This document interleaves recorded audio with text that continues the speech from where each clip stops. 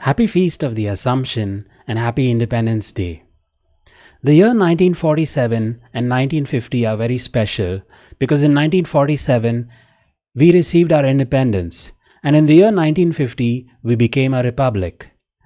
Also in the year 1950, Pope Pius XII issued the decree Munificentissimus Deus, where he proclaimed infallibly that Mary, after the course of her earthly life, ascended body and soul into heaven.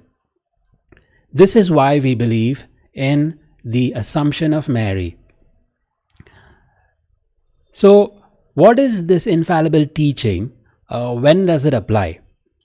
Does anything that the Pope say become infallible? Well, for infallibility, the Roman Pontiff has to make an ex cathedra teaching.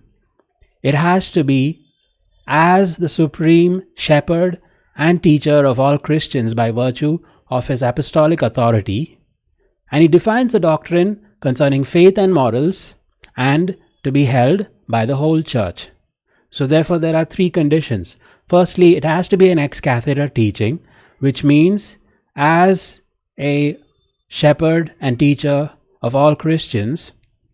Secondly, it has to be regarding faith and morals. And thirdly, it has to be held by the whole church. We know this by the way such a proclamation is made.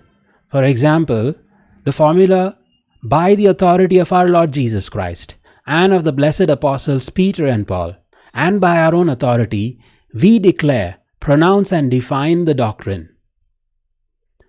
to be revealed by God, and as such to be firmly and immutably held by all the faithful. Or an accompanying anathema is made, stating that anyone who deliberately dissents is outside of the Catholic Church.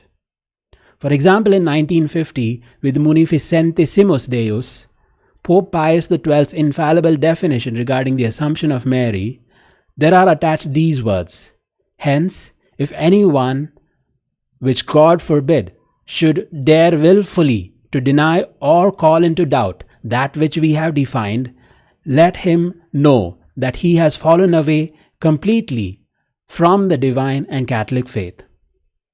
Obviously, when these conditions are not met, for example, our current Pope Francis loves football. If he says that, Argentina is going to win the next World Cup, we take it with a pinch of salt, right? Because that is not infallibility, because it does not concern faith or morals. And if other proclamations are made, even though it may be of faith and morals, but it is not with this particular formula, as a teacher, as a shepherd of the entire church, it does not become automatically an infallible teaching. So infallibility is not for any and everything that the Pope says. There are, in the last 200 years, I guess there are just two doctrines. One is the Assumption of Mary, which was made in 1950 by Pope Pius XII, and the other one is by the papal bull Ineffabilis Deus, where the doctrine of the Immaculate Conception of Mary was defined almost 100 years before the doctrine of Assumption. So, I hope this gives us a much better understanding of what is infallibility and when it applies, and dispels a lot of the confusions or misinterpretations of infallibility.